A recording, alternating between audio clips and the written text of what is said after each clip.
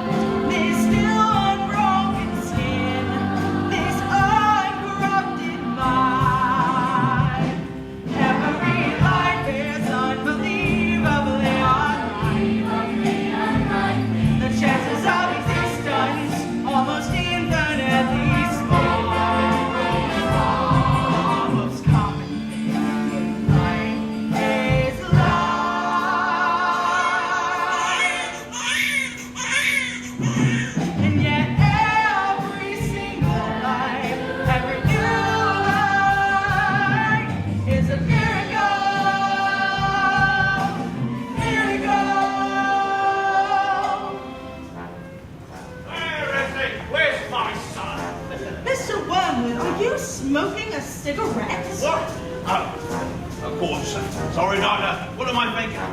This calls for a bottle smoke. Oh, my word. He's an ugly little thing. This is one of the most beautiful children I have ever seen. Oh, my good Lord. Where's his fingers? His what? His fingers. What shall I call it? His dewdrop. What have you done with his fingers? This child does not have a finger because... What? A boy with no fingers? Look what you've done, you stupid woman. This boy's got no fingers. Mr. Wagwood, this child is a girl. A beautiful, beautiful little girl. Is there still time for the biannual inter-championship amateur sausage and ballroom Competition's dance? finished. You missed it. And I suppose we could exchange it for a boy, could we? This is the worst day of my life. Oh, my undercarriage doesn't feel quite normal. My skin looks just revolting in this foul fluorescent light. And this gown is nothing like the semi-formal, semi-Spanish gown I should be wearing in a semi-finals tonight. I should be dancing the tarantella, Kimorfella, Italiano, not dressed in hospital cotton with an ouchie front bottom. And this horrible, smelly little horrible animal I've ever seen. I can't find this Frank and Beans.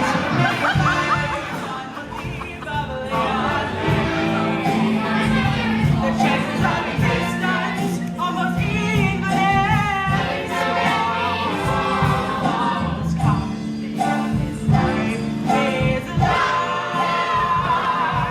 Yet every single life, every new life is a miracle.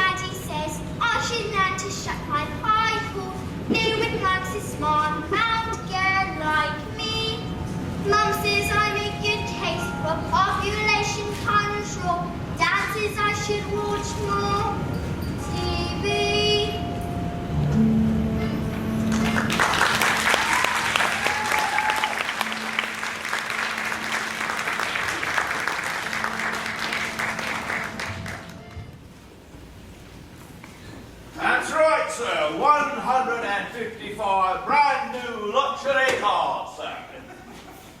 Are they good runners? Well, let's put it this way. You wouldn't beat them in a race. Yes, sir, they are good runners, sir. Yes, sir. How much exactly? Harry!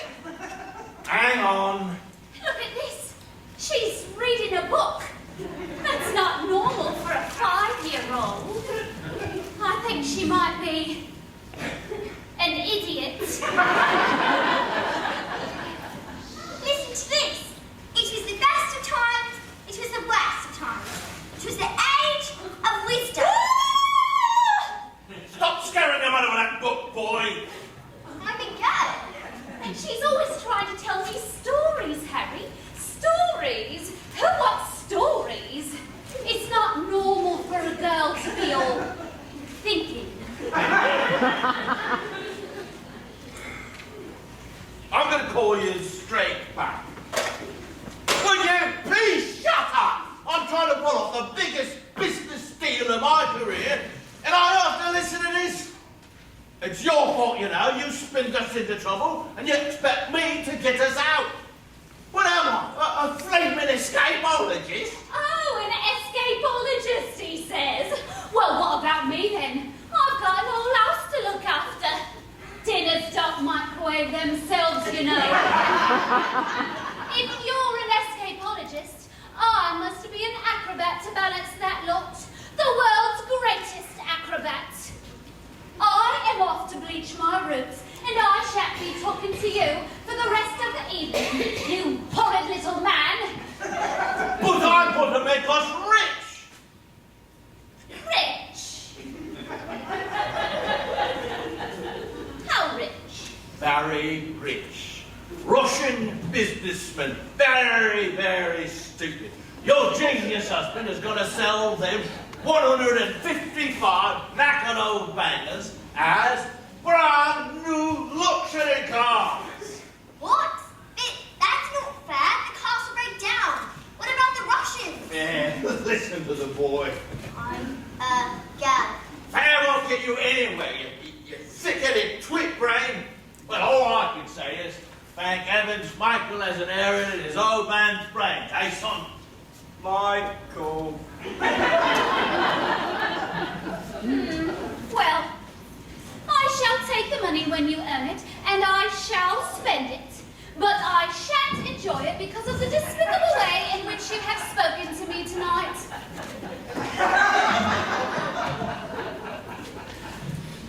This is all your fault with your stupid books and your stupid reading. What? I didn't do anything. That's not right. Right.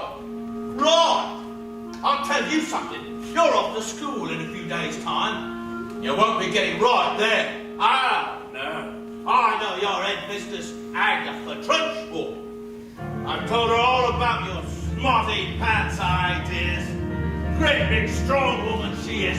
Used to compete in the Olympics, throwing the hammer. Imagine what she's going to do with a squeaky little goblin like you, boy. Now, get off the bed, you little bookworm!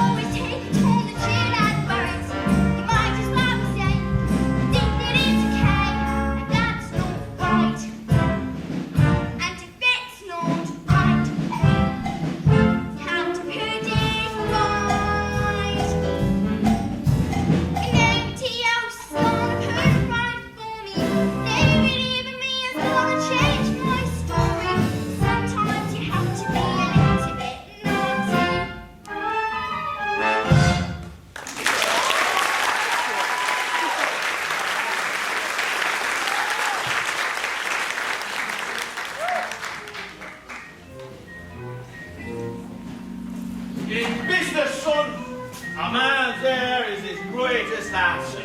Good hair means a good brain. Now, the secret to more success in business is... Secrets. Yes, secrets. The secret to more success in business is this. Oil or violets, hair tonic or make. Now stand back, son. Your old man's gone to work. Ah, yeah, that's it. Ah, that's the stuff right there. Ah, yeah, that's the bananas. Now, son, a man in business cannot help but get noticed when he looks like this. Secrets. Your hair, it's green. Good Lord, woman, have you started already? It's not even 8:30.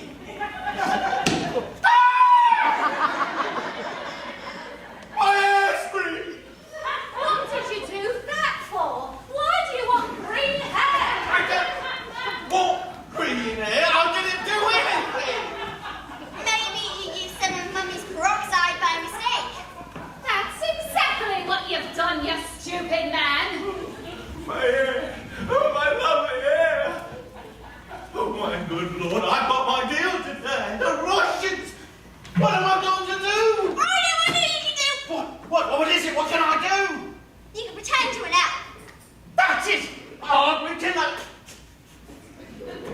What are you talking about, you fool? The boy's a loony. Mum, would you like to hear a story? Don't be disgusting. Go on and creep back to that library of yours or something. The sooner you're locked up in school, the better.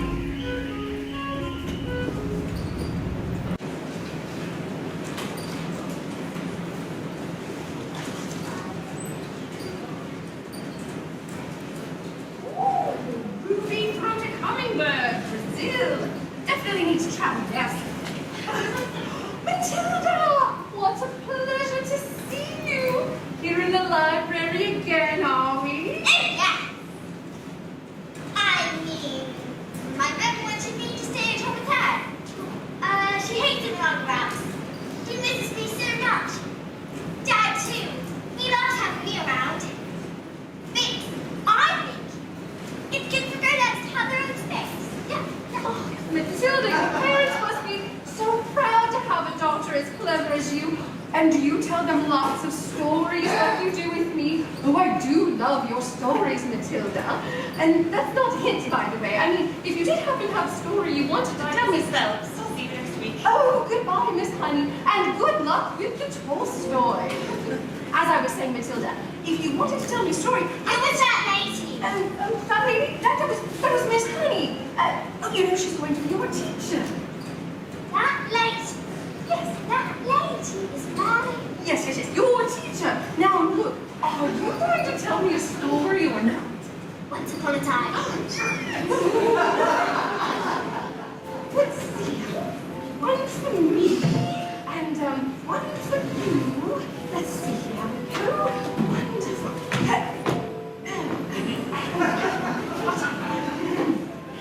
Once upon a time, the two greatest acts performers in the world. An anthropologist who could escape from any law and invent it. And an acrobat who was so skilled it seemed as if she could actually fly, fell in love, and caught mammals. They performed some of the most incredible feats together anyone has ever seen. And people would come from miles around. Kings, queens, celebrities, and astronauts. But not just to see their skin, but to see their love for each other, which was so deep, they said cats would purr as they were happy, and dogs would weep with joy. They moved into a beautiful old house on the edge of town, and in the evenings, they would walk and take the air. And at night, the children of the town would wait in anticipation, hoping to see a glimpse of the shiny white sky that the acrobat always wore. But then, me, but only to cry, tricks, and the great performers would instantly oblige.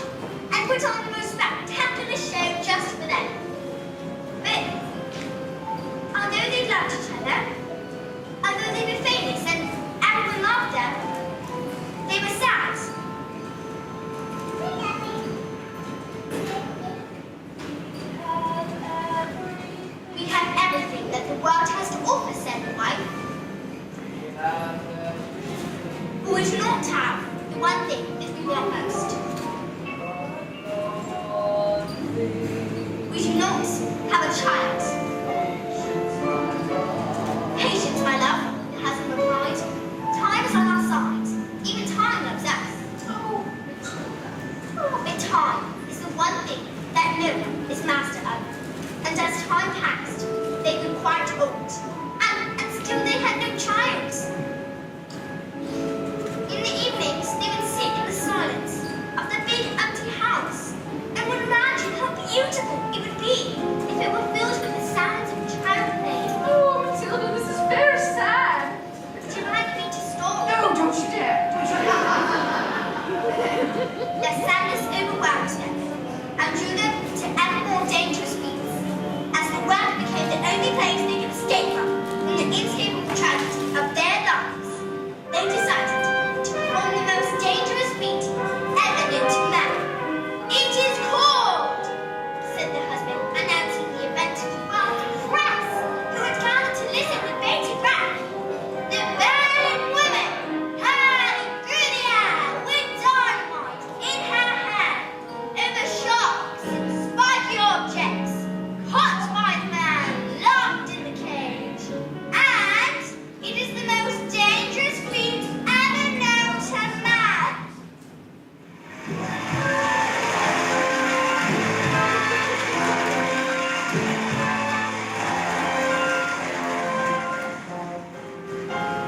It's our destiny, said the wife, smiling sadly and putting her hand into his.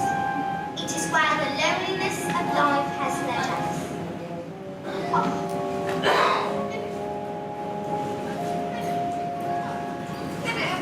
Well, what happens next? I don't know. I'll tell you tomorrow.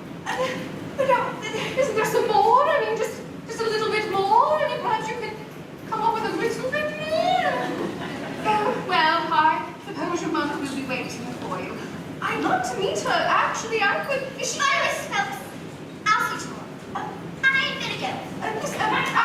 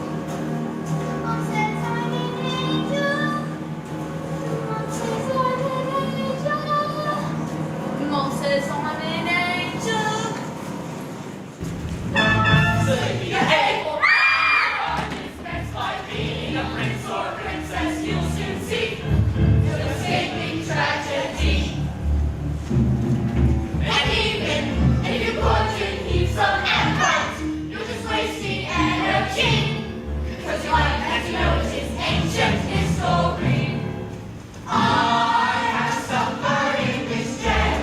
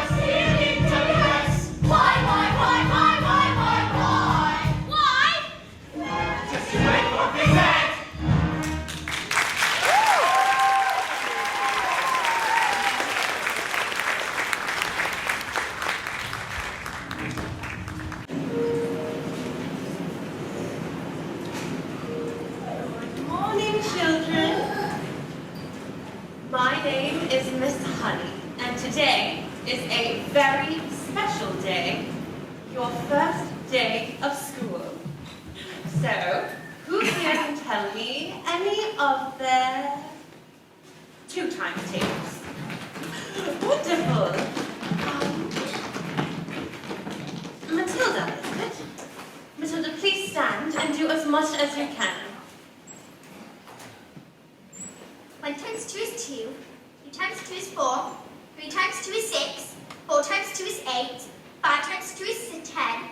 6 times 2 is 12. 7 times 2 is 14. 8 times 2 is 16. 9 times 2 is 18. 10 times 2 is 20. 11. That is very good. 11 times 2 is 22. 12 times 2 is 24. 13 times 2 is 26. 14 times 2 is 28. 15 times 2 is 30. Stop. Good heavens, how far can you go? I don't know. Quite a long way, I think. Do you think you could tell me what 2 times 28 is? 56. Yes, that is very... All right, how about this? Now, this is much harder, so don't worry if you don't get it. But 2 times 487. If you took your time. 974. 12 sevens. 84.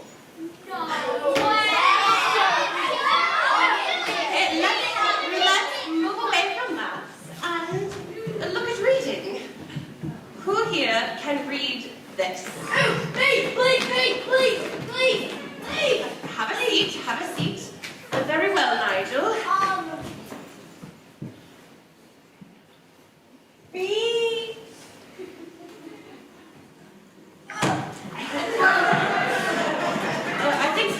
I think that'll be all, Nigel. We don't want to burst a blood vessel on your first day. Lavender. Is the first word tomato?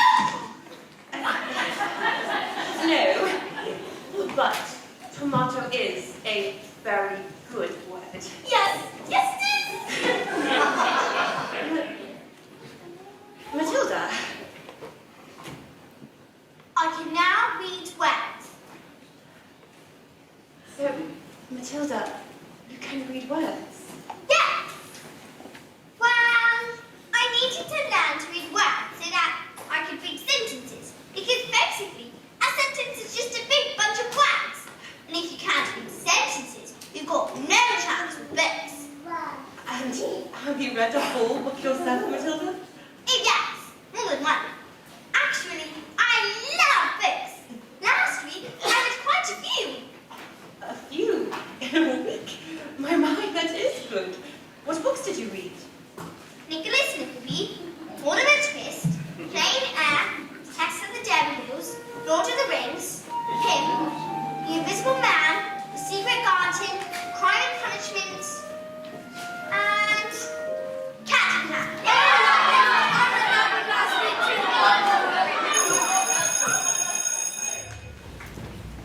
Knock on the door, Jenny.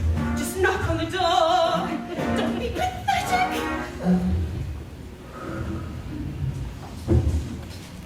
Knock on the door, Jenny. There's nothing to fear. You're being pathetic. It's just a door. You've seen one before. Just knock on the door.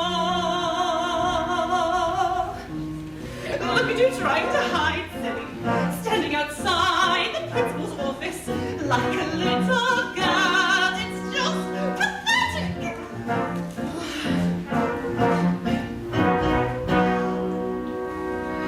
Look at you hesitating and shaking. You should be embarrassed. You're not a little girl. It's just pathetic. Knock on the door, Jenny. What are you waiting for? Just knock on the door.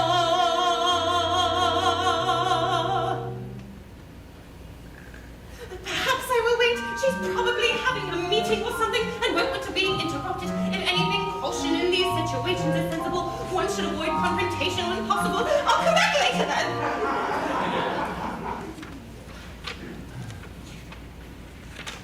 But this little girl, this miracle.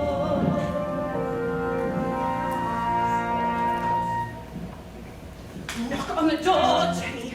Just knock on the door. Don't be pathetic.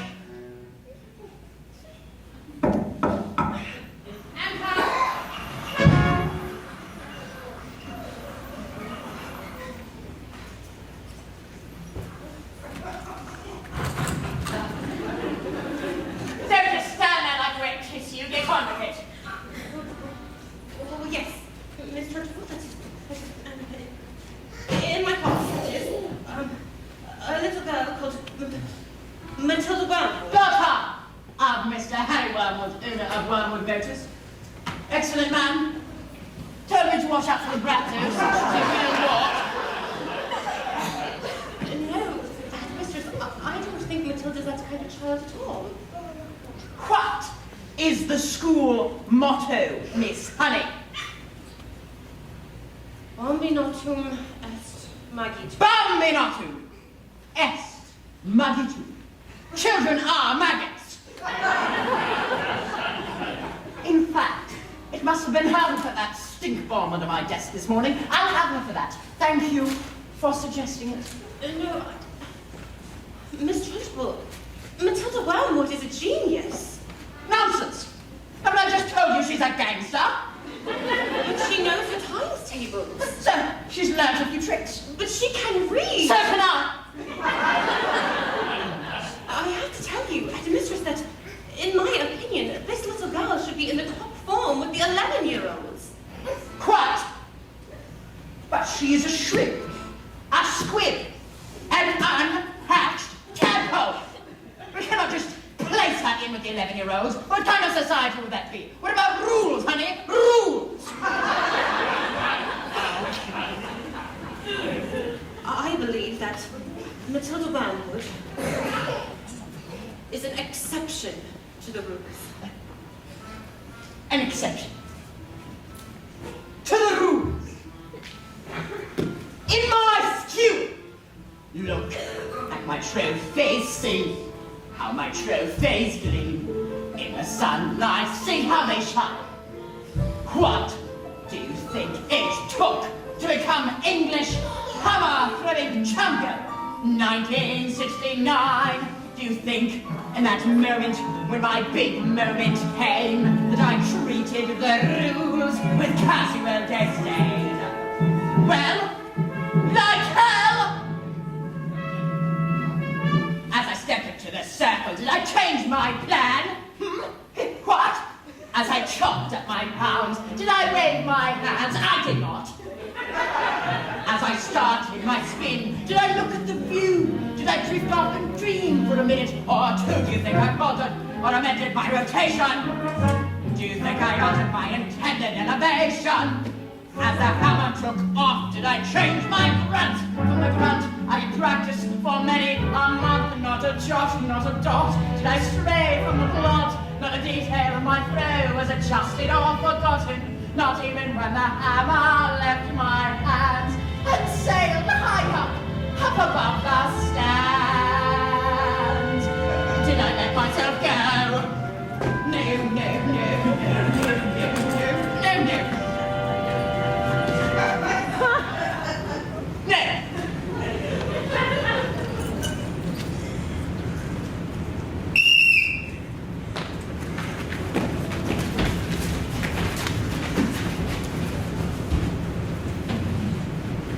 If you want to throw the hammer for your country, you have to stay inside the circle all the time. And if you want to make the team, you don't need happiness or self-esteem. You just need to keep your feet inside the line. Sing, children! 2, 3, 4. If you want to throw the hammer for your country,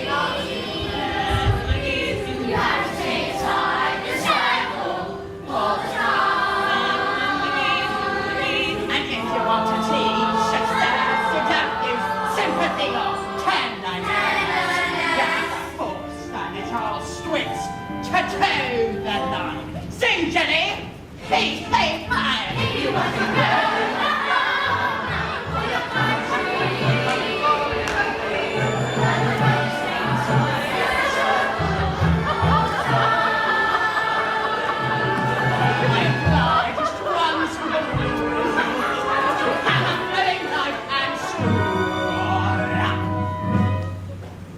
Life's a ball, so learn to throw it.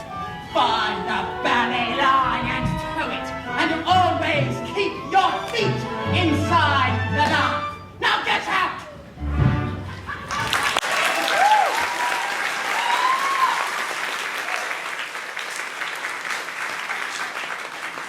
Well, I must tell you, mistress, that it is my intention to help this little cur. Whether you like it or not.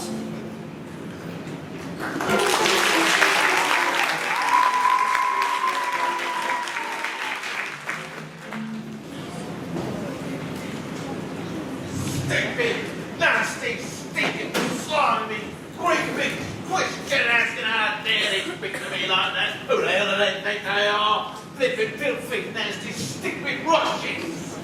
Oh, don't tell me we're not rich. It's the mileage. They took one look at the mileage on that first car and said that these cars were knackered. I told them, I said, the reason for the high mileage is a manufacturing mistake. Is that true? Of course it's not true. Say you lied. Of course I lied. And they didn't believe you. Of course they didn't believe me. I got green hair! I got hair. What's this? Another flaming book. What's wrong with the telly? She's got no respect, that one. It's all books and stories. No, it's a lovely bit. Honest, you should read it. Lovely. I'm sure you... Here's what I think of your lovely. No! It's a library! It's in the library! Please, don't! That's right.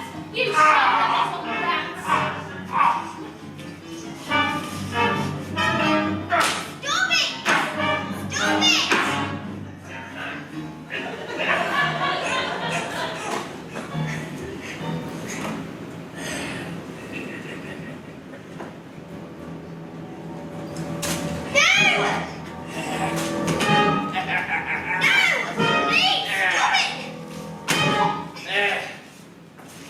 Now get out of here, you little stickworm. Do we have any super glue? Yes, in the cupboard.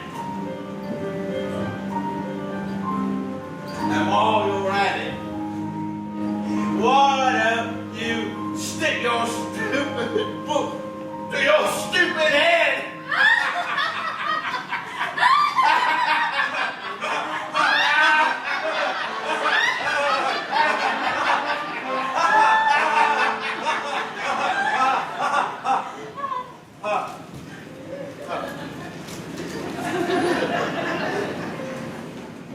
Just because you find that life's not fair, it doesn't mean you just have to grin and bear it. If you always take it all to chill and worried, nothing will change. Even if you think you can do a lot, you mustn't let a little thing like nature stop you. If you sit around to let them get on top of you, might as well say, think that it's okay, and that's all right.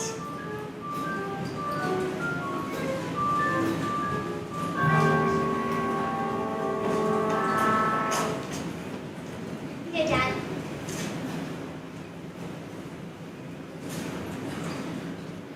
I got my eye on you, boys. I'm a Dad.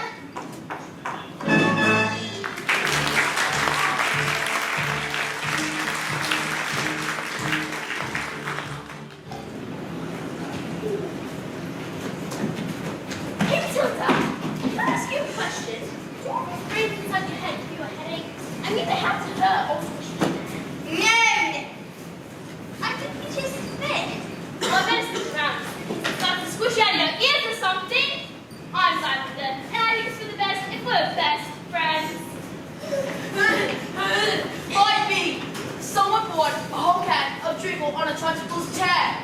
She sat down, and when she stood back up, her naked said stuck to the seat. Someone told her I did it, but I never. And now she's after me. That's not fair at all. You're done, kid. You're finished. Once Agatha tried to pull the sides you were guilty, you are squished. Yes, she caught Julius wrong, eating liquid, all sorts. She picked him up, swung him around, and threw him out the window. That didn't happen. They're trying to scare us. Oh, Matilda, they're saying she is going to put me in choking.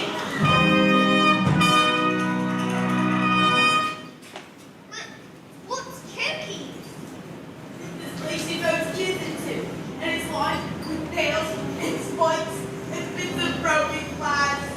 Oh, the broken glass!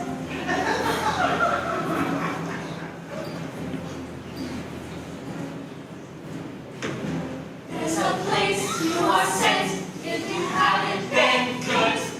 Me on spikes and wood. And it isn't wide enough to sit. And even if you could, There are nails on the bottom. So we wish you'd stood. When the hinges creak and the door is closed, you cannot see squat. Stop the end of your milk. And when you scream, you don't know if the sound came out or if the scream in your head even reached your mouth.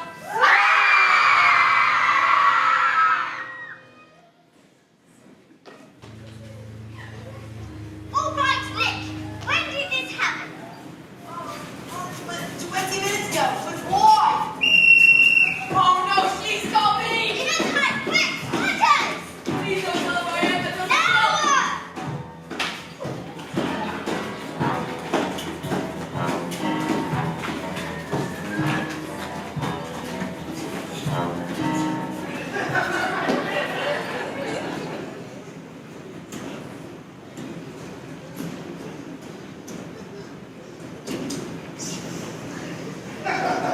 Now!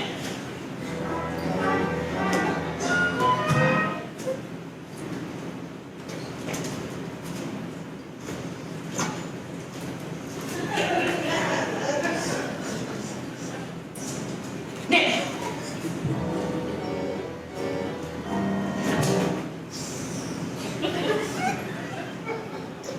now,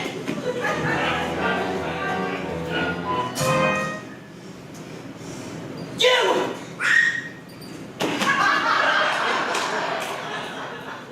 Where is the maggot known as Nigel? He's in the back, under those sweaters. Where he's been for the last hour, actually. What? An hour? Oh, yes. You see, unfortunately, Nigel suffers from the rare but chronic sleep disorder, narcolepsy. The condition is characterized by the sufferer experiencing bouts of chronic fatigue, and often falling suddenly asleep without any warning at all. You see, he fell asleep, and we put him in the sweaters for safety, didn't we? Didn't we? Narcolepsy. You probably think he's in bed when he wakes up.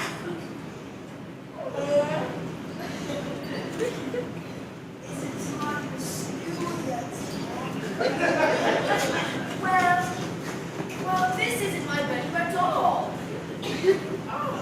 Oh, hello there, Miss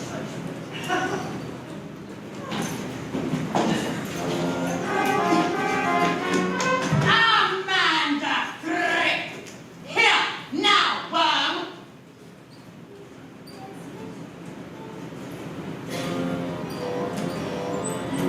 What have I told you about pigtails?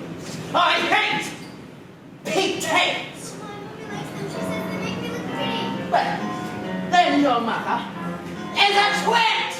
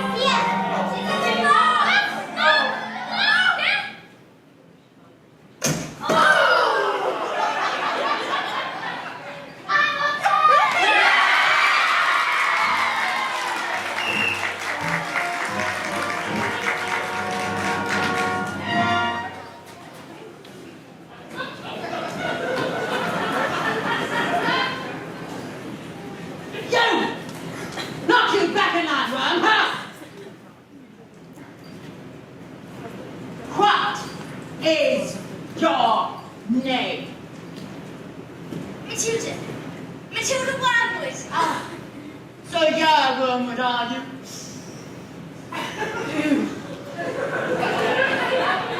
I might have known. Well, Wormwood, you have just made a very big mistake. Just so you all know, she's my best friend.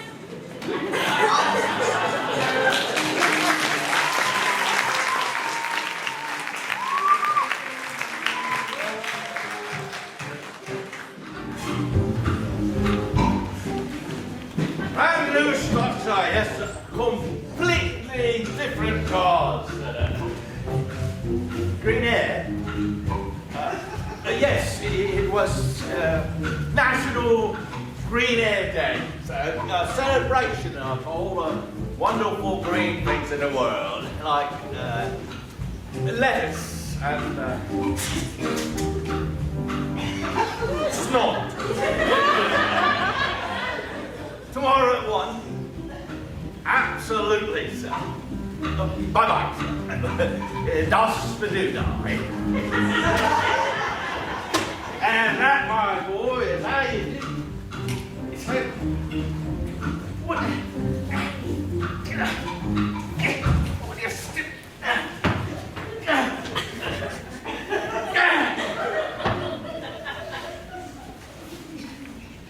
I'm going to leave this on. Looks like rain. Come on.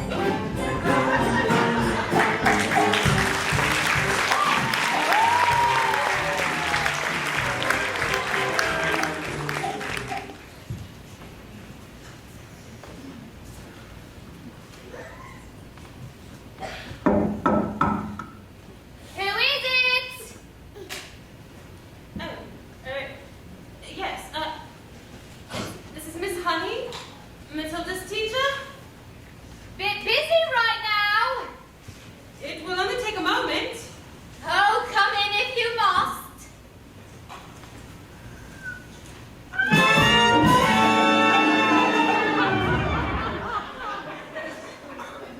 This is Rudolfo. Oh, it's nothing like that.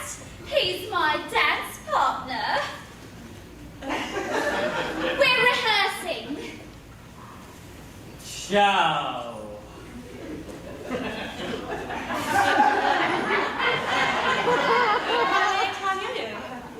Bene, ciao Rodolfo. Piacere. Come stai? What? Babe, who is this? You know what interruptions do to my energy flow? What do you want, Miss Chutney? It's Miss Honey. Well, as you know, Matilda's in the bottom class, and children in the bottom class aren't really expected to read. Well, then stop her reading. Lord knows we've tried. Babes, I'm on fire here. Do not waste this. Look,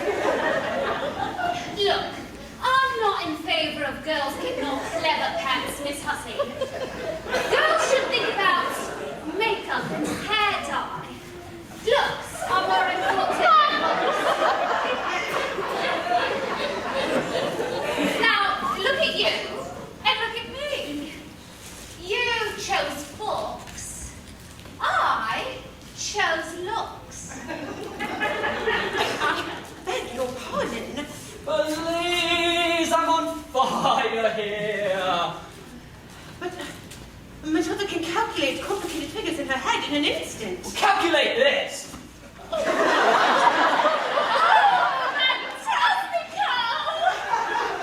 mind is incredible.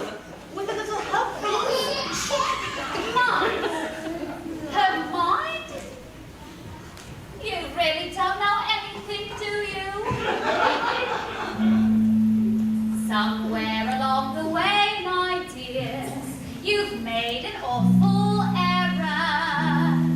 You ought to blame yourself now. Come along. You seem to think that people like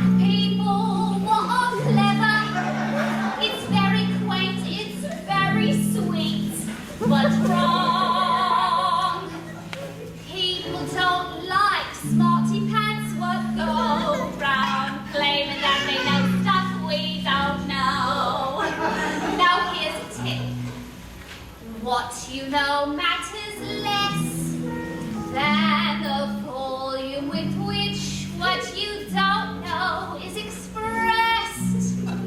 Content has never been less important. So you have got to be glad. So you got to learn to stand up and stick out from the crowd.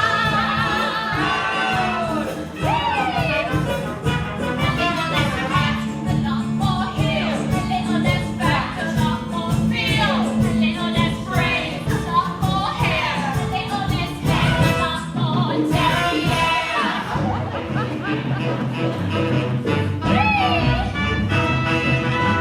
No one's gonna tell you when to shake your touch. Well, you've got a line, don't hide it under a bushel. No one's gonna look if you don't stand out. No one's gonna listen if you don't shout. No one's gonna care if you don't care. So go and put some highlights in your hair. It's not a highlight when you get. Even if what you got is not a lot, you've gotta be proud. You gotta give yourself permission to shine. Stand up and be proud.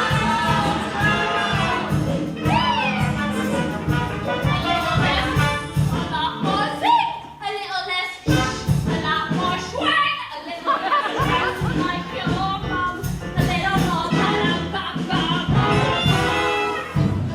I look nice, you don't. Tell you when to wiggle your rumba. No one's gonna love you if you don't know the rumba. Everybody loves a little something exotic. Learning a language is over the top. It doesn't really matter if you don't know much. So long as you don't know it with the volume up. The less you have to sell, the harder you sell. The less you have to say, the louder you get. The tougher the act, the bigger the confession. The less you have to show, the louder you dress. You gotta get on, you gotta get on and get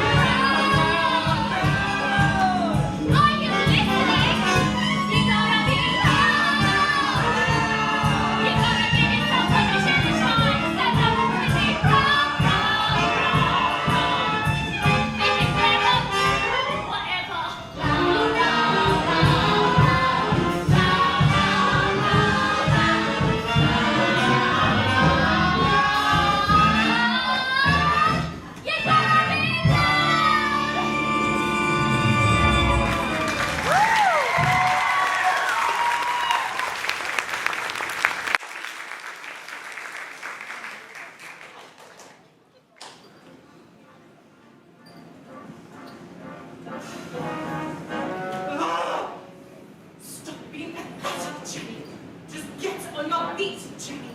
You are going to march in there and give them a piece of your mind. Leave it alone, Jenny. The more that you try, the more you just look like a fool. This is not your problem. You've not got a spine. You are a teacher. Just go back to school.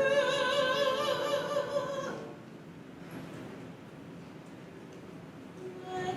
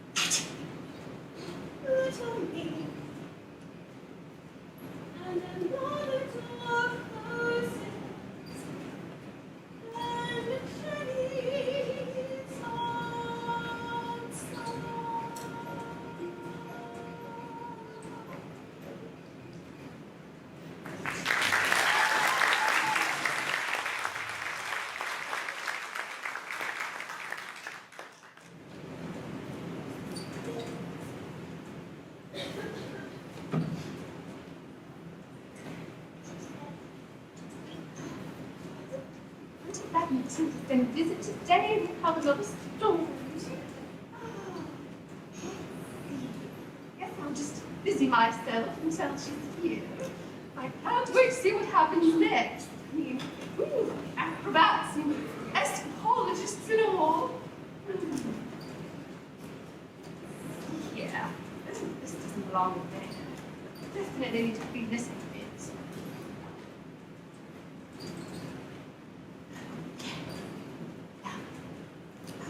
Matilda! Oh, I'm so glad you're here. Can we finish the story? Yeah. Oh, wonderful. And so the great day arrived. It was like the entire world had gathered to see the burning woman howling through the air with dynamite in her hand. Over sharks, sparkly objects, caught by them, locked in the cage. All was arranged by the acrobat's system. A frightened who used to be an Olympic class hammer and loved nothing better than to scare the children of the town. People whispered that in her dark, brooding heart, she resented her sister, both her success and her love. Suddenly, up came the escapologist, dressed in his tight and spanky outfit as usual. But there was no sign of the acrobat or the shiny white scarf. And instead of a musical fanfare, there was silence as he solemnly strode into the ring.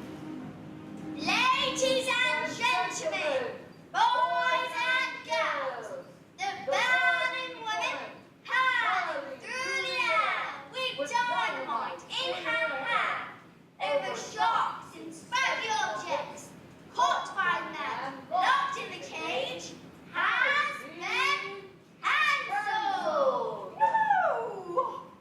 Yes. The audience, yes. So that a passive enemy caught it on its instrumentation and reported it as an atmospheric phenomenon. Cancelled because my wife is Pregnant! absolute silence. You could have had a flying bear. And suddenly, the audience jumped to his feet and roared in appreciation. The great news was instantly forgotten, and the applause went on for nearly an hour. Oh, so the story does have a happy ending.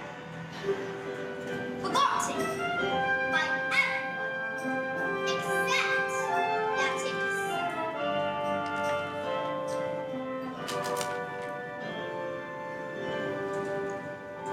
the acrobat's sister. When all had quieted down, she stepped forward and produced a contract. A contract? A contract you have signed to perform this feat, and perform this feat you shall. I I have paid for the postage, publicity, the catering, the toilet facilities. If I give the crowd their money back, where is my profit? A contract is a contract is a contract. My hands are tied. The burning woman hurling through the air with dynamite in her hair over sharks and spiky objects. Caught by a man, locked in a cage, will be performed and performed this day. or to prison you both shall go. Oh, no! No! I mean, what happens next? I don't know. I'll tell you tomorrow. Oh, tomorrow! I don't think my notes will make it until tomorrow, Matilda. Mrs. Phelps, are you crying? Maybe I shouldn't tell you anymore. Oh, no, we must find out how the story ends, Matilda. And, oh, I'm not crying because it's sad. It's just, oh, they just want that child so very much. Oh, it must be so wonderful for a child to be so wanted. Oh, Yes, wonderful. Yeah, I better go.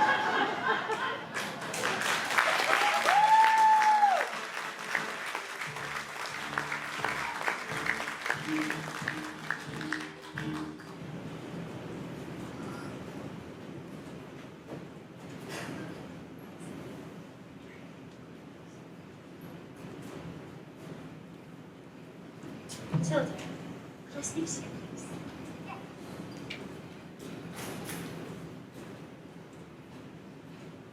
I'm afraid I've not been too successful in getting others to recognize your abilities. So, starting tomorrow, we're in a selection of very clever books that will challenge your mind. You may sit and read them while I teach the others, and if you have any questions at all, well, I shall do my best to answer them. Does that sound? Oh. Why, Matilda, this is the biggest hug in the world. You're going to hug all of the air out of me. Matilda Wormwood! Matilda Wormwood! Yes, Miss Trunchbull. Aha! So, you admit it, do you? Admit what, Miss Trunchbull?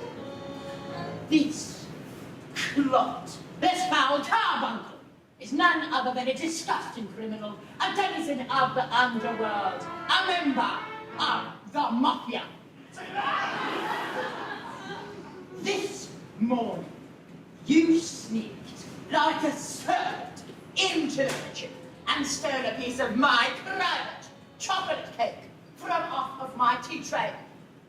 Me, I did not. Miss Trunchbull, Matilda's been here all morning. Standing up on a little spitball, are you? Well, this crime took place before school started. Therefore, she is a confoundless pocket. G-I-U-L-T. What? Guilty! All right, look, I stole the cake, and I was really, definitely, sort of, almost thinking about turning out. Maybe. But the thing is, I was having a lot of trouble with my belly. You see, the Trunchbull's cake was so good that it scoffed it down too quickly, and I was beginning to fight back. Oops, see? I'm not guilty. I didn't do anything. You are guilty! Because you're a fiend! You're a crook! You are a thief! And I shall crush you! I shall pound you! I shall consign you to the seventh circle of hell trial! You shall be...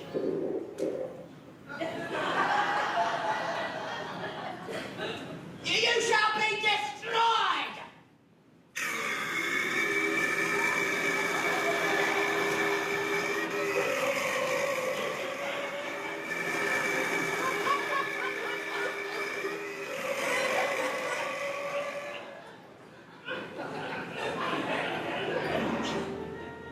It was the biggest burp I've ever done.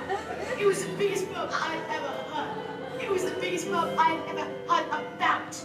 It was like the entire world would sign for that burp to even exist. It was like great, big, beautiful chocolate burp drifted across the class. Past Lavender, past Alice, past Matilda.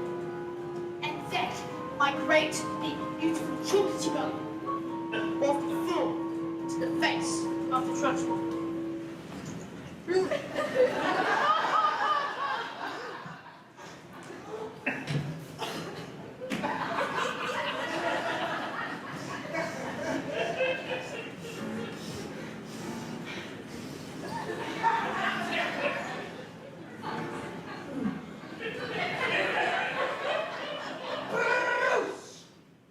Bob Trotter!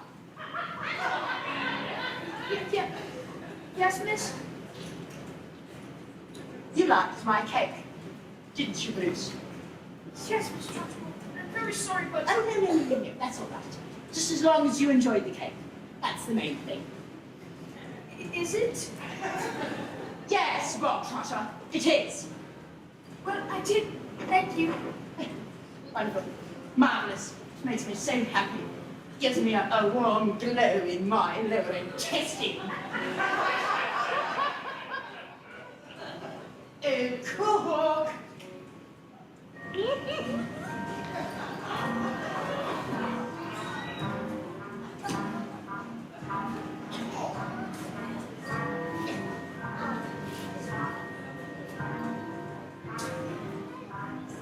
What's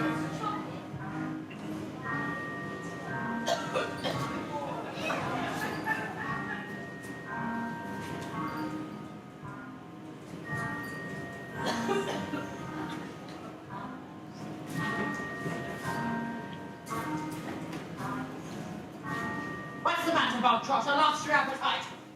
Yes, I am full. No, you're not full. I say you are full, and I say that you're not full until you've eaten the entire tank. What? No time for fussing, we're no time for us. Eat. But you can't eat it all. Mistress, he'll be sick. But he should fuss that before he decided to make a pact with Satan and stay a more cake. Eat. He can't! Eat. He surely can't! Eat. Life explodes! Eat. A single slice, or even two, Bruce. Not too nice, but even you, Bruce, have to admit, between you and it, there's not a lot of difference in size. He can't, surely he can't, you want the man, Bruce. Life explodes, he's quite elastic, he's quite too good, he's fantastic. Look at him go, and what did it affect? This must be bad, Bruce. We'll suspect it. You have a wild Bruce, or maybe a largeness. It's like the TARDIS. Consider happy Ruby on his eyes. He can't, surely can, you want the man, Bruce. We are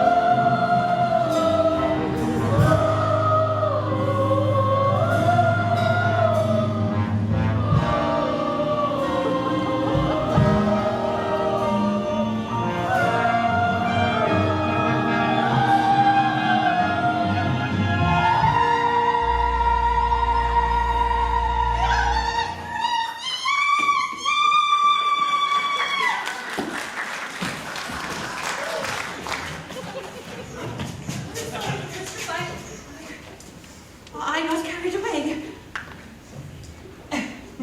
That's all right, Jenny. We all get a bit carried away sometimes, even me.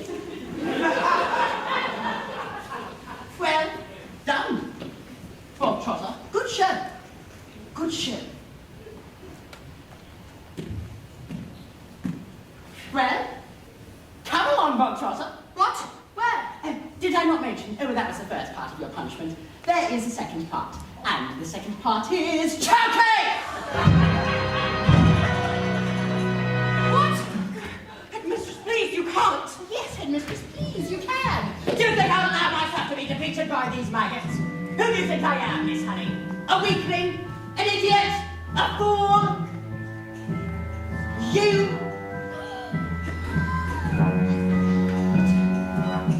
He's eaten it all. He's done what you asked. I ate it all. I ate the lot. I did it. No, please no. Please no. Take me something. No.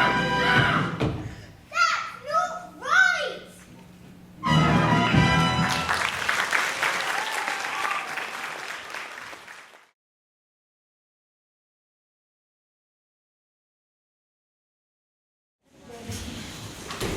I would like to offer an apology for some of the things that have been going on here tonight. These are not nice things, and they are not right things. And I would like to state categorically that we do not want any children that might be here tonight seeing this to go home and try these things out for themselves. I am, of course, talking about reading books. It is not normal for kids to behave in this fashion.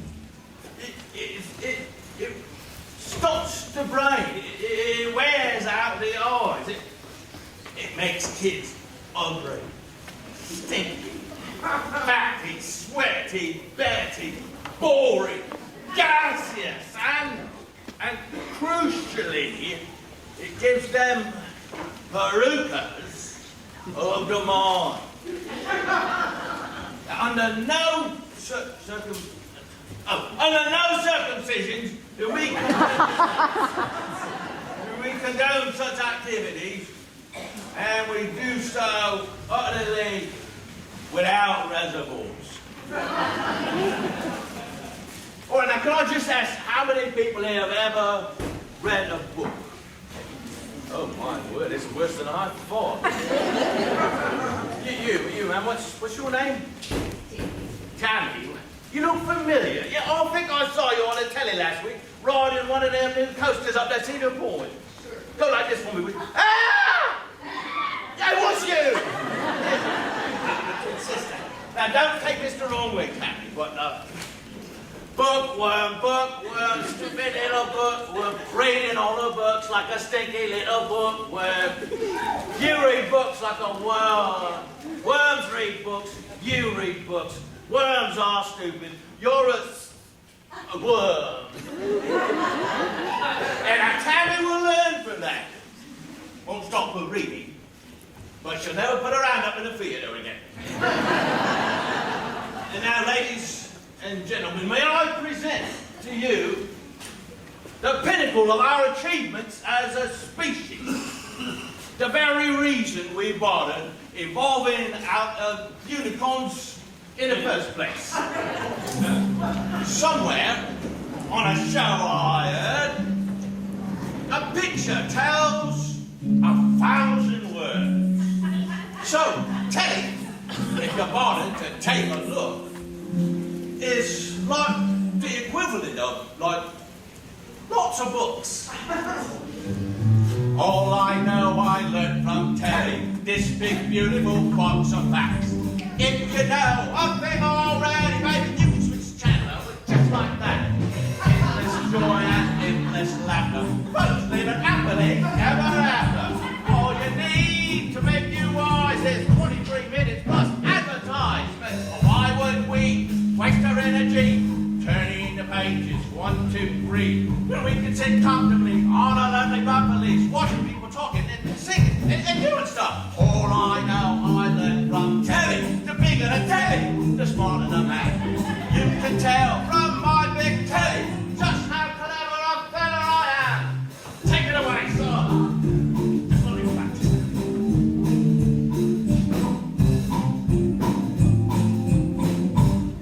That's it.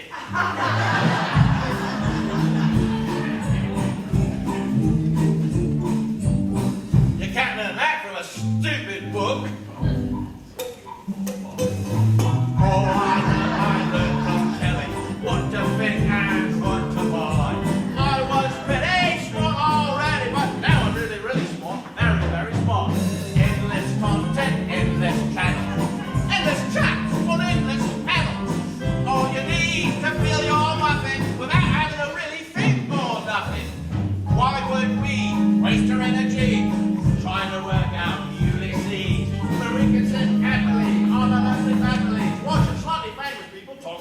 famous people. All my telly. You're being in a telly this morning, old man. You can tell from my big telly just how clever a fella I am. Who the Dickens is Charles Dickens? Mary Shelley is Sam Shelley. Charlotte Bronte, you're not Bronte. Jane Austen, you're not Austen. James Joyce doesn't sound right. Ian Hewitt, you like Stewart. William Shakespeare. Moby Dick. Easy, Grandma. All together now.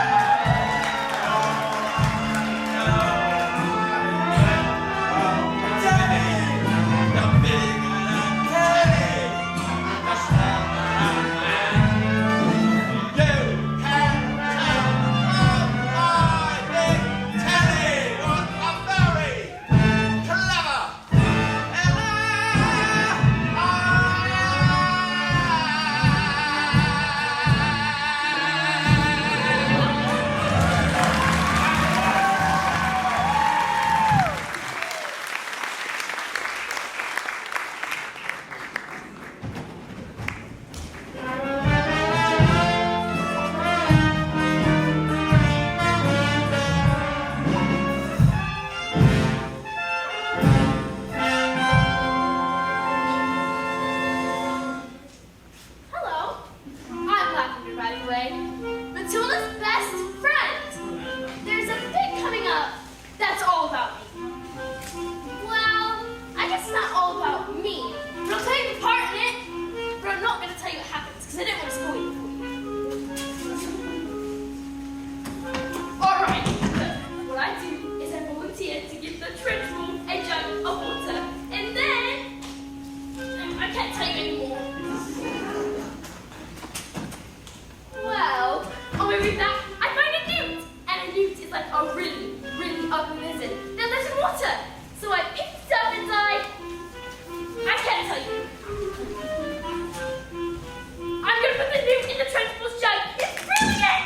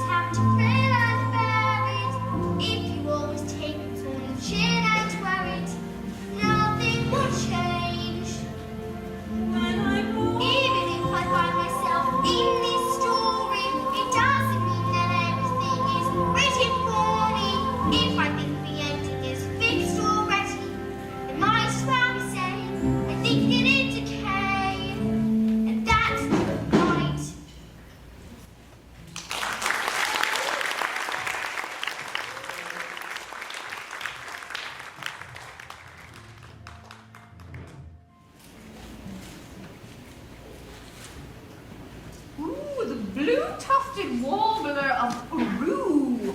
Gonna add that to the list as well. Oh, Matilda, how lovely to see you. Are you enjoying school then? Oh, yes. Beats it anyway. Mrs. Phelps, Yes.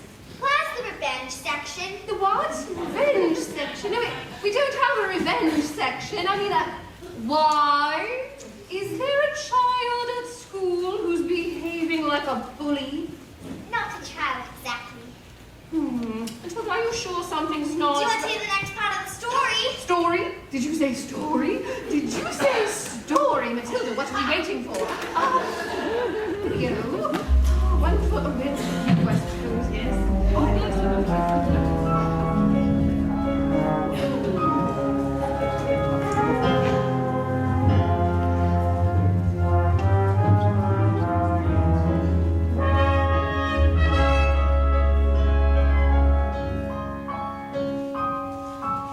Slowly, very slowly, the acrobat wound a shiny white scarf around her husband's neck. "Beloved, my love," he said, "kiss me with the gentlest kisses. Smile, we have done this 1,000 times." And suddenly she hugged him with the biggest hug in the world, so hard he felt that she would hold all the air out of him. And so they prepared themselves for the most dangerous feat that had ever been performed. Greatest apologist had to escape in the cage, lean out, catch his wife with one hand, grab the fire extinguisher with the other, and put out the flames on a specially designed dress within 12 seconds before they reached the dynamite and he blew his wife's head off. Oh, sorry. Go on. The trick started well. The moment the specially designed dress was set alight, the acrobat swung into the air. The crowd watched as she hurled over the sharks and spaggy objects. 1 second, 2 seconds. They watched as the flames crept up the dress. 3 seconds, 4 seconds. She began to reach her arms toward the cage. 5 seconds, 6 seconds. And suddenly, the door flung open and the huge chain fell away. 7 seconds, 8 seconds, and he grabs her hand. No. And the door, and he leaned down, one huge muscle down to catch his wife and the child. 9 seconds, 10 seconds. Oh, I can't look. 11 seconds. And he grabs her hand. And the flames are covered in foam before they can both be blown to pieces. So the story does have a happy ending after all.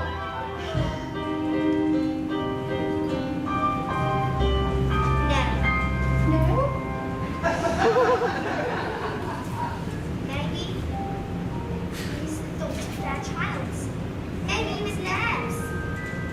The anthropologist used just a touch. Too much room. And the hand became slippy. And she fell. Oh no! Was she all right? Did she survive? She broke every bone in her body. Except the ones on the tips of her little fingers. She did manage to live long enough to have our child, but the effort was too great. Love our girl, she said. Love our daughter. She is all we ever wanted.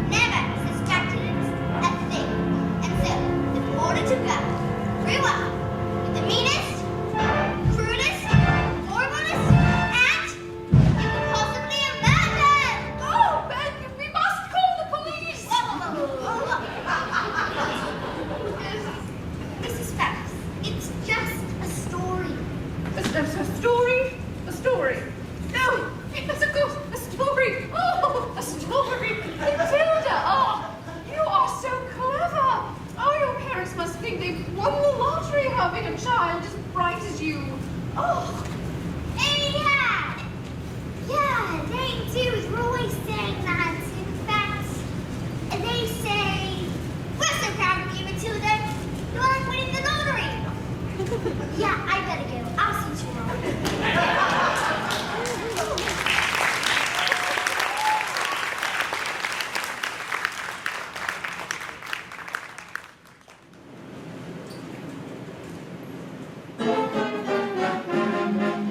I'm so clever, I'm so clever. I'm so very, very, very, very clever. I'm so very flaming clever, what a very clever fella I am. Come here, you! Stop! There's only one man I do that with. Everyone gather around, I want my family to share my child. Not you, boy. I'm a gal. 155 old bangers on my hands, all polished up, but the mileage on the clock telling the truth that these cars were knackered. How could I possibly make the mileage go back? I couldn't very well drive each one backwards now, could I? Backwards. Then I got the most genius idea in the world. I ran out of the shop, grabbed a drill, and, using my incredible mind, I hooked the drill up to the speedometer on that first car, turned it on, and whacked it in the reverse. Backwards. Yes, boy, backwards, exactly. A drill's motor whirls backwards thousands of times a second. In just a few minutes, I'd reduced the mileage on that first rust bucket to practically nothing. I did it to every single car. Backwards. Stop talking now, darling. That's a good boy. 10 minutes later, the Russians show up. Great big nasty-faced apes, expensive suits, dark glasses. Don't know who they thought they were. Russians are nocturnal. I saw on a program last night. But that was badges. It was a program about badges. Same thing. And did it work?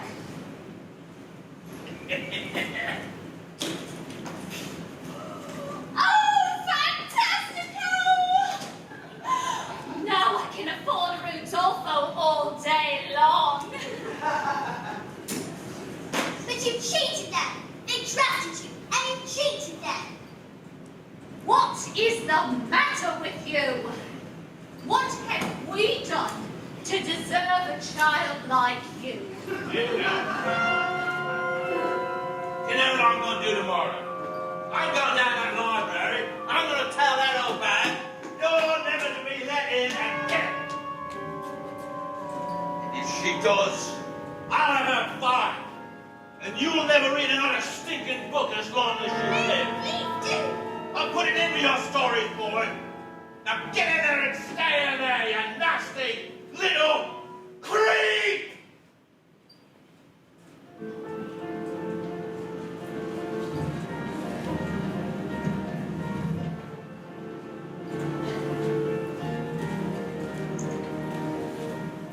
At night, the anthropologist's daughter cried herself to sleep. Alone in her room, she never said a single word about the evil ants bullying, as she didn't want to cause a fuss.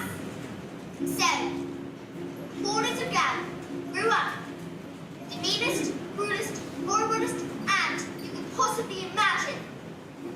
You are a useless, filthy, nasty little creep! And she threw her into a dank, dark, dusty cellar, locked the door and went out.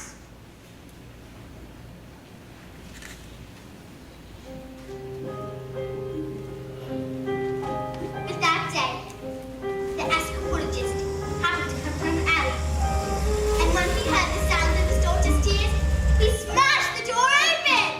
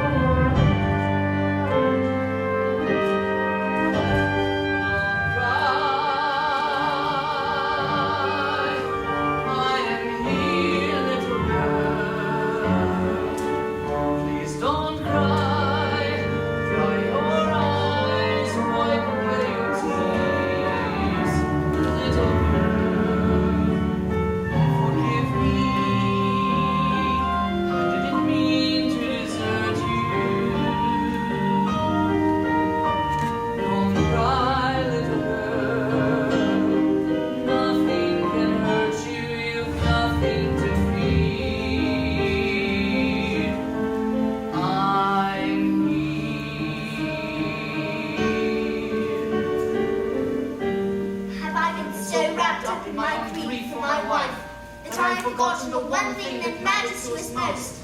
I love you so much, my daughter. I shall spend the rest of my life making it up to you. We shall be together forever.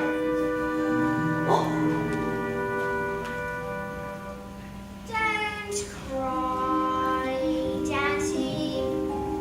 I'm all right, Daddy. Please don't cry. Dry your eyes, wipe away your tears. Forgive me. Daddy, forgive me. Really didn't hurt you. Didn't want to upset you, please, Daddy. Don't cry. I'll be all right with you by my side. Without you, you've nothing to fear. I'm here.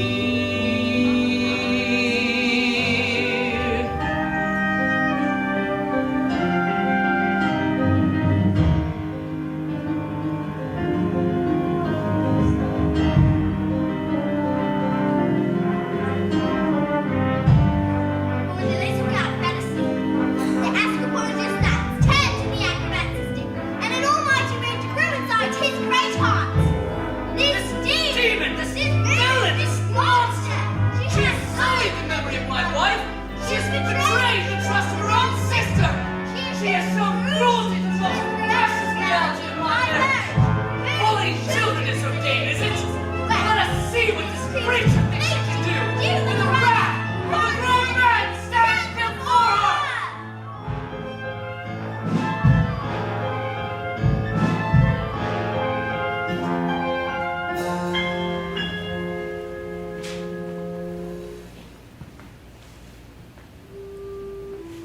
But that was the last that the little girl ever saw her father, because he never came home ever again.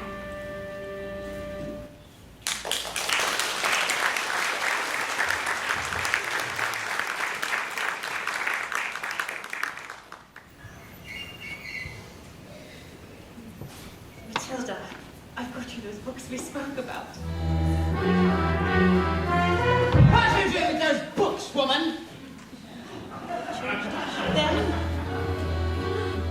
They're for Matilda. No, they are not. Not on my watch. There's a time for reading and time for being a filthy little toad. These are toads. Aren't you, Bob Trotter? Yes, Miss Trotter. Right all the way over there. Get over here. Sit. No, not you. Her. Back here, well.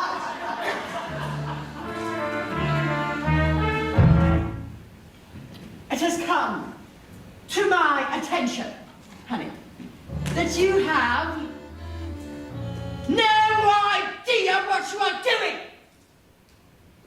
You believe in kindness and fluffiness and books and stories.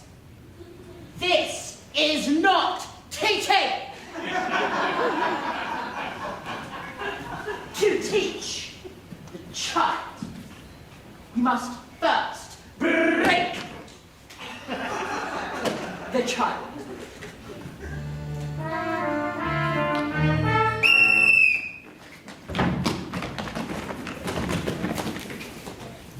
Try it, you maggots! But no one was speaking, Miss Trunchbull. Miss Honey, when I say quiet, you maggots, you are entirely included in that statement. Where's my jug of water? My name is Trunchbull.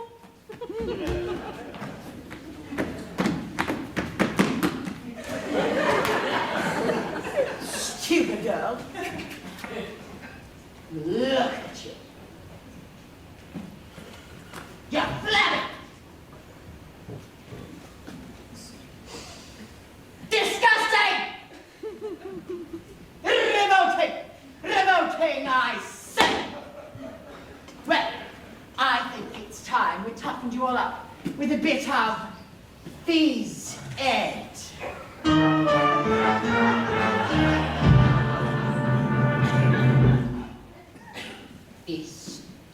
who live late, has started reeking. Quiet, maggots, when I'm speaking! Reeking with the most disturbing scent. Only the finest nostrils smell it, but I know it all too well. It is the odor of rebellion. It's the bouquet of dissent. And you may bet your breeches this headmistress finds this foul odoriferousness wholly, olfactorily insulting. And so, to stop the stench's spread, I find a session of phys ed sorts the merry rank from the revolting.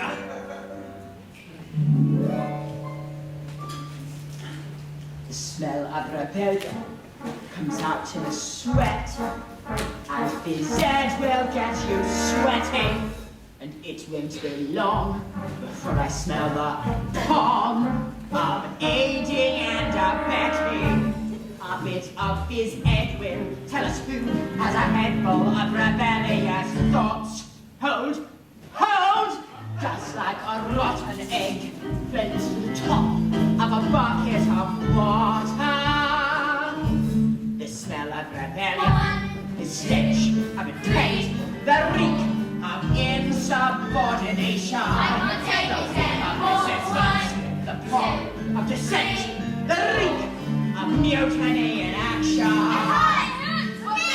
Before the weed becomes too big and greedy, you really need to nip it in the bud. Position 2. Before the worm starts to turn, you must scrape off the dirt and rip it from the mud. A whiff of insurgency, the stench of intent, the reek of prepubescent protest, the form of defiance, the odor of coup, the waft of anarchy and progress. Once we exercise these demons, they shall be to some double-timed discipline should stop the rot from setting in. Come on, hurry it up! Right, let's step it up, double time. 1, 2, 3, 4. Discipline, discipline for children who aren't listening, for midgets who are fidgeting and whispering in history, the chattering and chittering, the nattering and twittering is tempered with a smattering of discipline. We must begin insisting on rigidity and discipline, persistently resisting this anarchistic misgiving. These minutes you are frittering on pandering and pitying, but little like this, they just need discipline. The simpering and whimpering, the dribbling and the splitting, the misguided and teasing is an issue we can fix. There is no history to mastering the art of classical mistressing. It's discipline, discipline, discipline! The rebellion, the stench of revolt, the reek of prepubescent plotting, the whip of resistance, the fog of dissent, the funk of moral fiber rotting.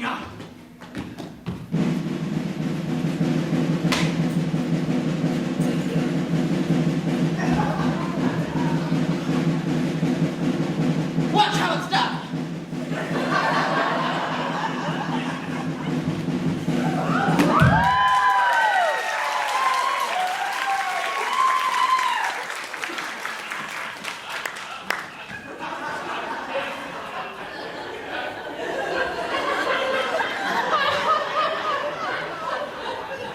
Imagine a world with no children.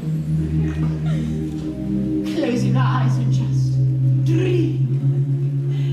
Imagine, come on, try it, the peace and the quiet of bubbling stream. Now imagine a woods with a cottage, and inside that cottage we find a dwarf called Zeke, a carnival freak who can fold paper hats with his mind, and he says, don't let them steal your horses, don't let them throw them away, no!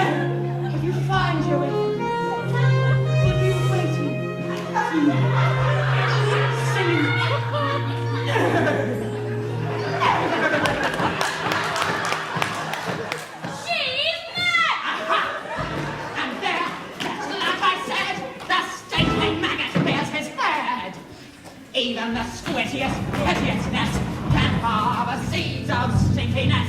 Have you ever seen anything more repellent?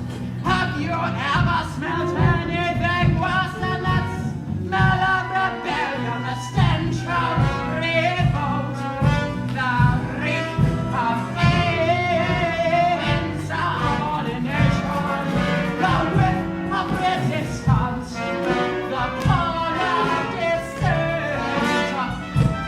And I will not stop till you are squashed, till this rebellion is quashed, till glorious sweaty discipline has washed the sickening stench.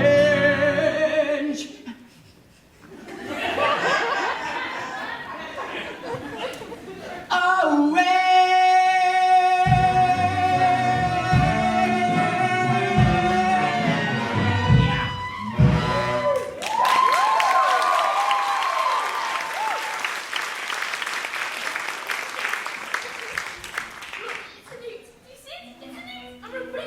Quiet! I don't think this is teaching at all. I think it's just cruelty.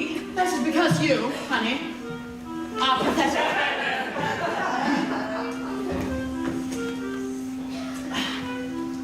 You are wet. You are weak. You are, in fact, a sniveling little... Newt!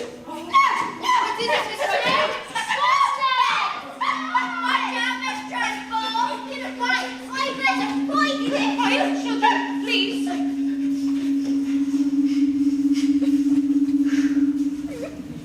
You! Cockroach! You hideous, vile, repulsive, malicious little sinner! Please stop! We're really just getting started. I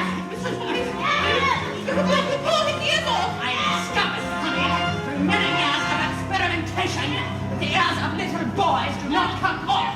They stretch. In fact, I think I can make any of these on stretching right now.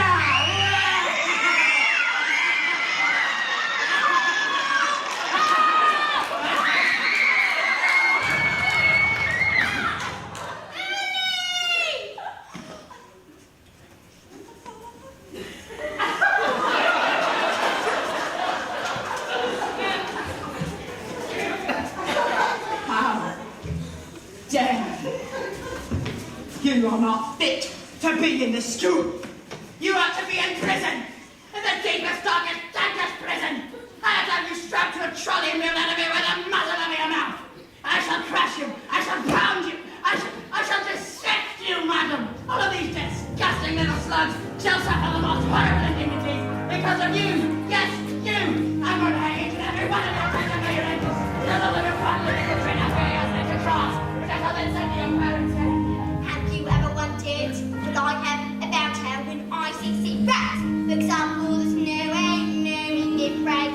It's the same thing in your head as red means in my head. When someone says red, you tell me you're traveling as long as the speed of light.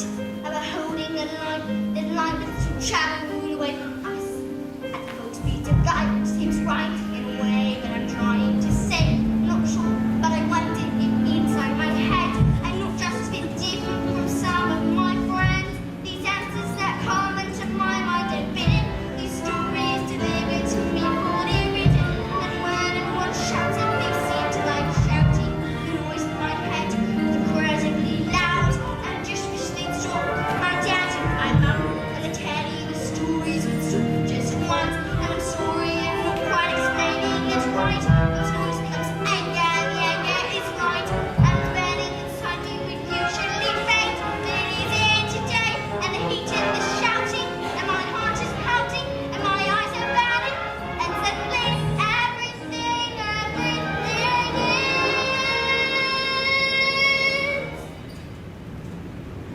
quiet.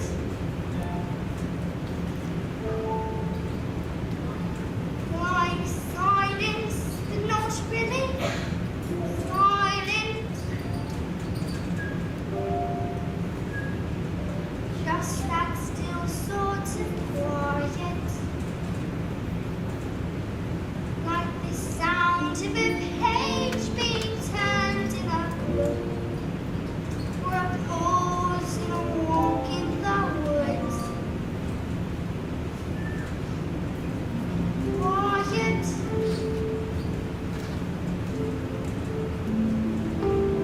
Like silence, but not really. Silence. Just that still sort of quiet. Like the sound when you lie upside down in your bed, or the sound of your heart in your head.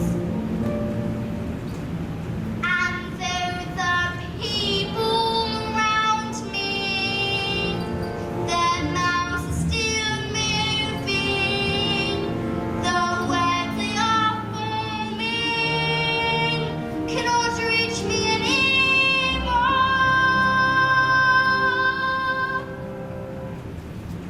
And it is quiet, and I am like I've said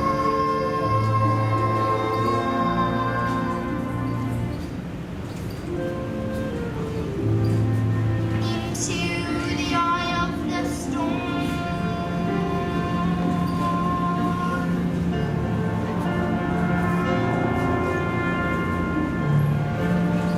Every last one of you! And you, Mother, standing there before me like a squint on springs. Go on. I'm a beating heart. Timmy. I'm a match. Tip. There is no thing I shall Timmy. not break, no child I shall not snatch. Get on. No, Timmy. nothing that I shall not do in order Get to...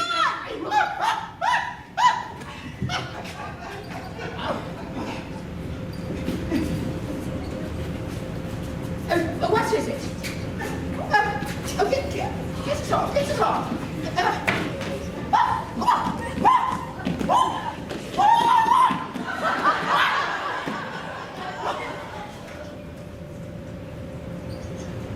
I've got a newt in my knickers. I've got a newt in my knickers. I've got a newt in my knickers. I've got a newt in my knickers. I've got a newt in my knickers.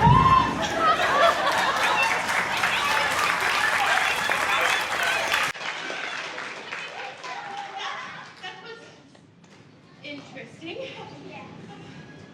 I think we'd all better go. While we still...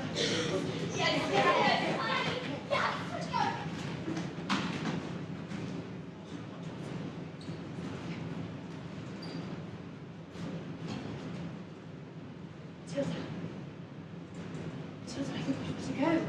What? I think it'd be What? Leave.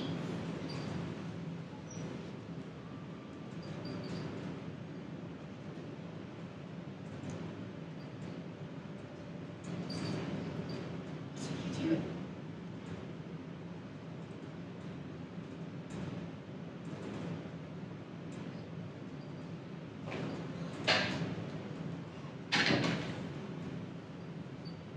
I did it with my arm. Am I strange? How would you like a nice cup of tea?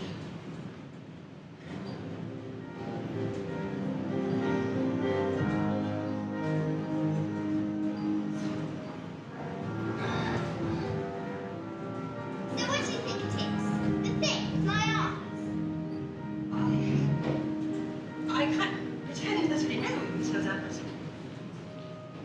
I don't think it's something for you to be flattered at. I think it's something to do with that incredible mind of yours. I mean, there's no room in my head for all my brains to just squish out in my eyes. Not exactly like that, but yes, something like that. You really are a special girl, Matilda. I met your mother. She's unusual. What about your father? Is he proud to have a daughter as clever as you? Oh yeah, very proud. He's very, very, very, very... That's not true as honey, that's not true at all. He's not proud at all.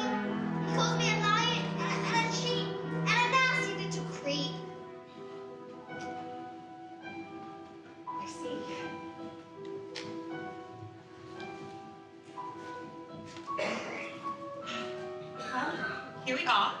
Home sweet home.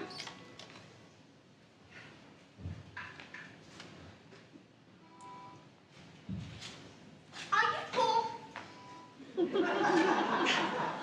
Yes. Yes, I am. Very.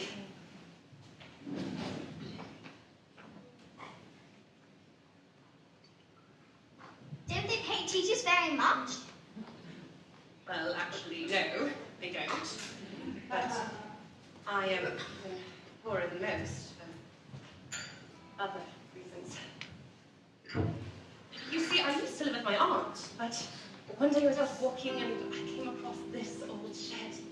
I fell completely in love with it. I ran to the farmer and begged him to let me move in. He thought I was mad, but he agreed, and I've lived here ever since. But Miss Honey, you can't live in a shed. I'm not strong like you, Matilda. You see, my father died when I was young. Magnus was his name. He was very kind. But when he was gone, my aunt became my legal guardian, and she was mean and cruel like you could hardly imagine. And then, when I became a teacher, she presented me with a bill for looking after me all those years. She had written everything down, every tea bag, every electricity bill, every tin of beans. She made me sign a contract promising to pay her back every penny. She even produced a document that said my father had given her his entire house. But did he really do that? Magnus, I mean, did he really just give her his house? I find it hard to believe. I cannot believe that he would have killed himself, which is what she said had happened. You think she did him in, don't you, Miss Honey? I cannot say. All I know is that living with that woman, being bullied by her year after year, has made me, well, pathetic. Trapped. And that's why you live here. This roof keeps me dry when the rain falls. This door helps to keep the cold at bay. On this floor I can stand on my own 2 feet.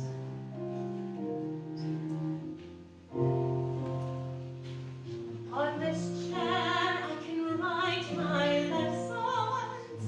On this pillow I can dream my nights away. At this table, as you can see, well, it's perfect for tea. It isn't much, but it is enough for me.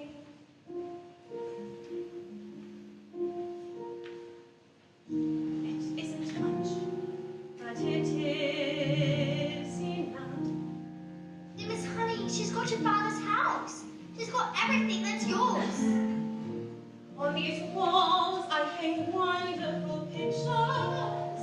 Through this window I can watch the seasons change. By this lamp I can read. And I am set free. And when it's cold outside, I feel no fear. Even in the winter storms, I am warmed by a small, stubborn fire. And there is nowhere I would rather be. It isn't much, but it is enough for me. For this is my house. This is my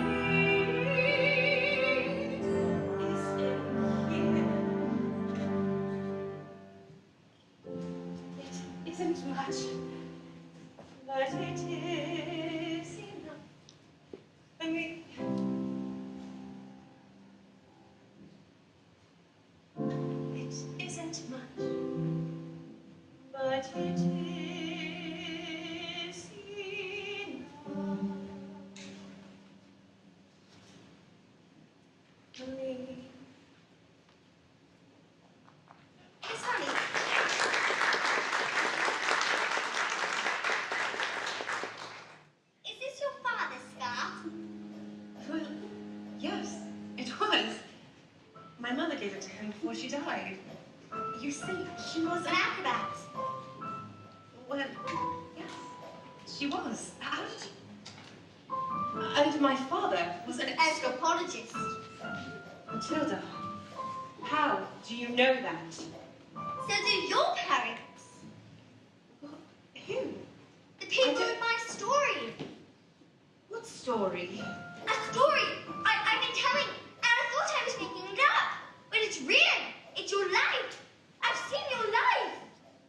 You've seen my life? Legitimate. Let's go to the police. No. We have no evidence. But Miss Honey, you could just tell them.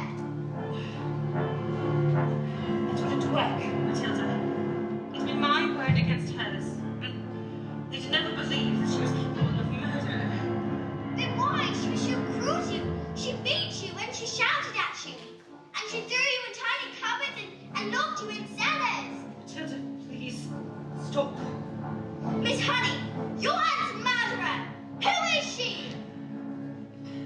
A contract as a contract as a contract. Miss Trunchbull!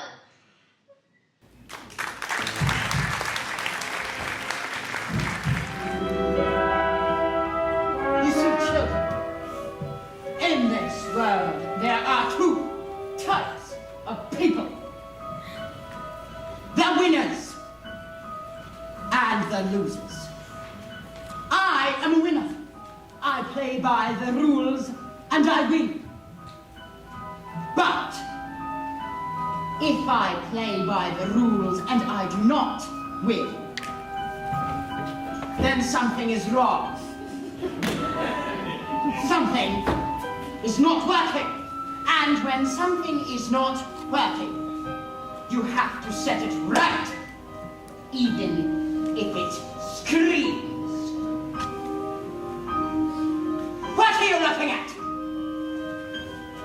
You.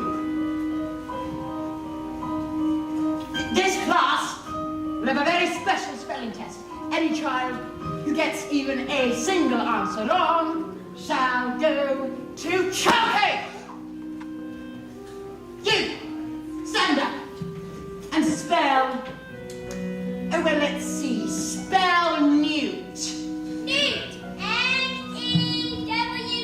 Newt. What? Miss Honey told us she's very good at teaching. Nonsense! My son is too soft and peaches never good at anything. Any moron can see that. You! Oh, wait, no, not you. You!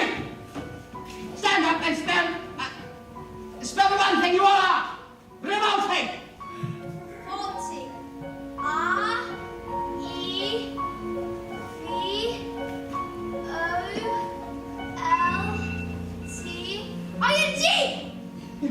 You're cheating! Of course she's not cheating. She's simply spelling the words. But these little specks of dust can't possibly be that smart. I've taught them at all with kindness and patience and respect. How dare you bring those words into my classroom? You are not fit to be a teacher, and I shall prove it. You, stand up and snot-nose spell Amchelicomanial septicalismosis. That's not even a word. You just make it up. Spell or go to choking.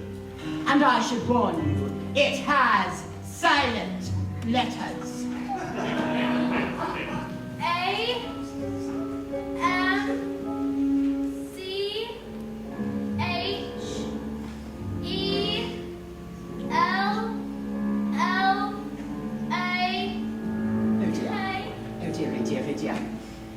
I'm so sorry.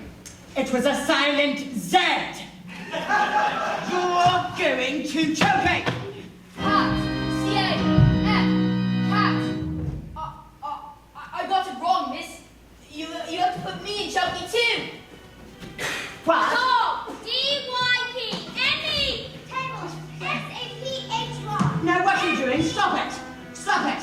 You got put all of us in choking, Miss Trunchbull. Banana. No. T-T-A. No. Stop it. Stop it. Stop.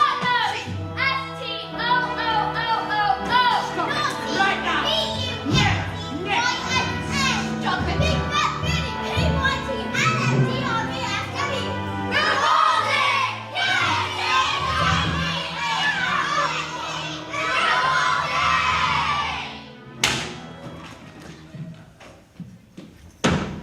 No,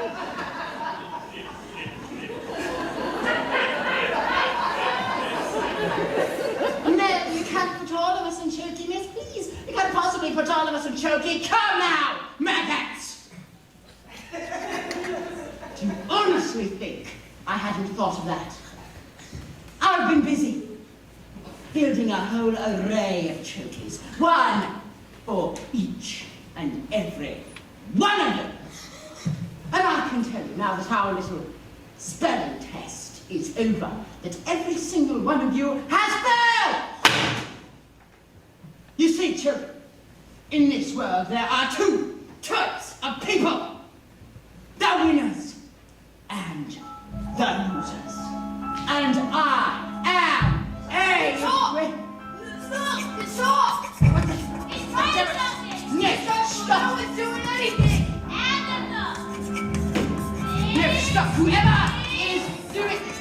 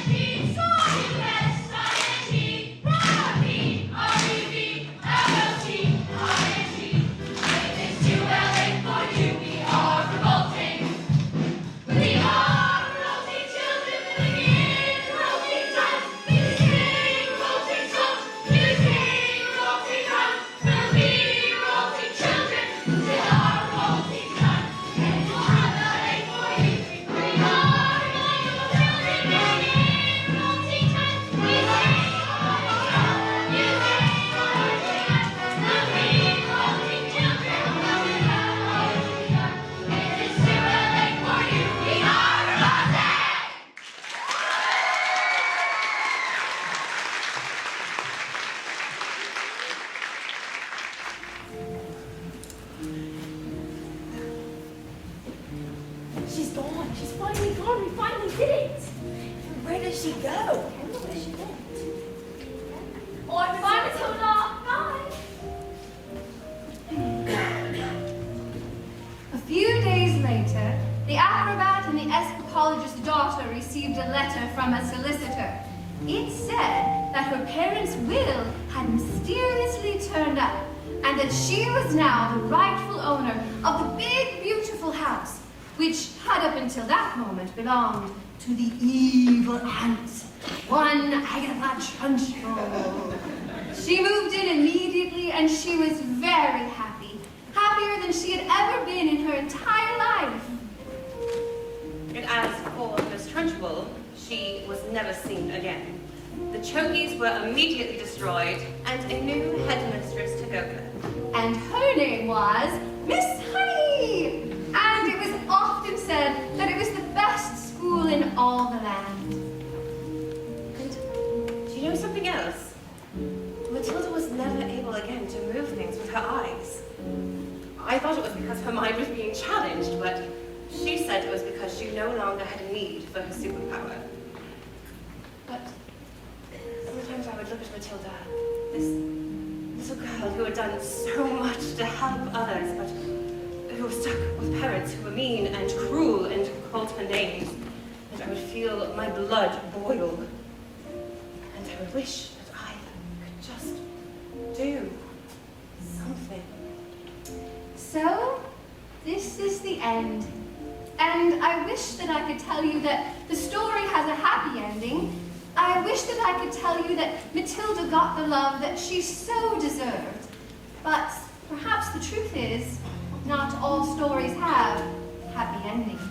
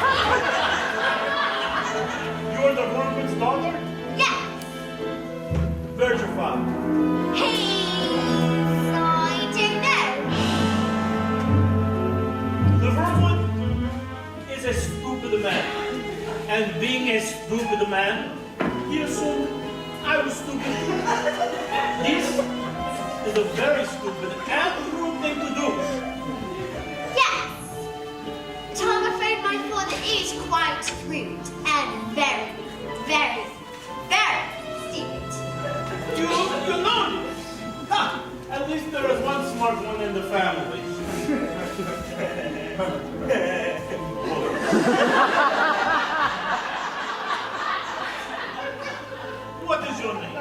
Matilda. Matilda? I like you, Matilda. You seem smart. Sadly, in my line of work, I don't often get to meet smart people.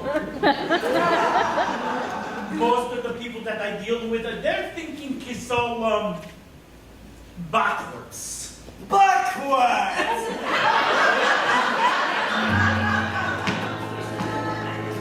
Ah, espero que me dé. Cada vez cada ocho. Ese.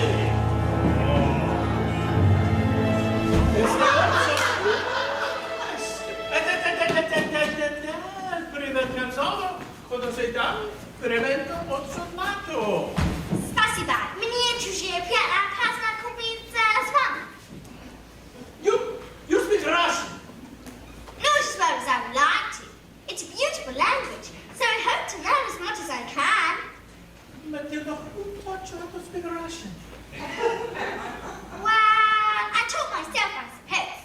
I was reading to a Viesta, and I thought it would just be better if I read it in the language that it was written in. I am Sergei. Matilda, it is truly an honor to meet you.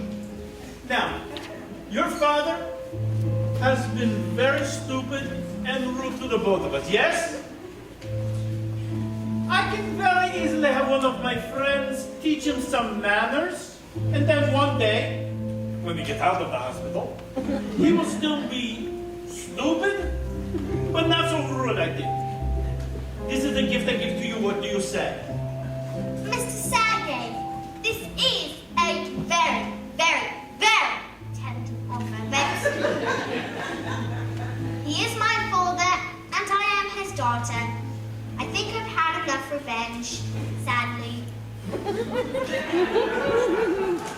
These little girls, these miracles, Matilda.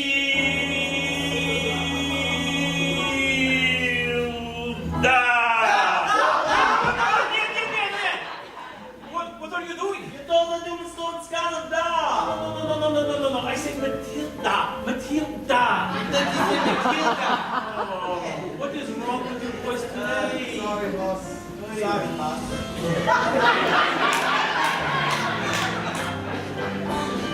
Matilda, your father is a very, very stupid man, but he is very, very, very lucky to have you as his daughter.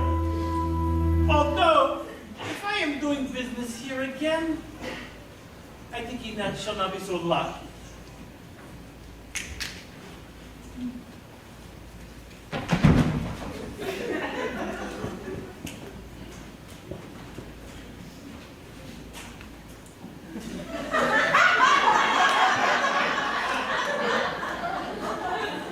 Quick, let's get out of here before they change their minds. But what about the girl? Did you want to stay here with Miss Honey? Yes, I do, yes. And you want to look after her? I do. Well, as we were a bit short of room, yes. Thank you. Oh.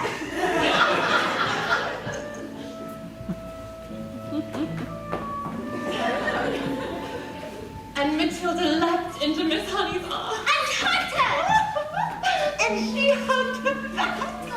And I hardly noticed as the wormwoods, Rudolfo. as the wormwoods and Rudolfo sped away into the distance. Because they had found each other.